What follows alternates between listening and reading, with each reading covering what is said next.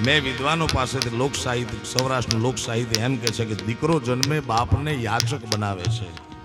દીકરો જન્મે બાપને યાચક બનાવે, દીકરી જન્મે બાપને દાતાર બનાવે. એનું કારણ, કરોડપતિ બાપ હોય, રૂપિયે મૂકવાની જગ્યા ન હોય, પણ એને દીકરો 20 વર્ષનો થાય, ગગો 20 વર્ષનો થાય એટલે દીકરી એને પરણાવવા માગવા જવું પડે, ગમે એવો મિલિયનર બાપ હોય તો. અને ઝૂંપડામાં રહેવા વાળો બાપ હોય, જેને ઘરે દીકરી હોય, આખી જિંદગી દરમિયાન એક પણ રૂપિયાનું દાન ન કરી શકે.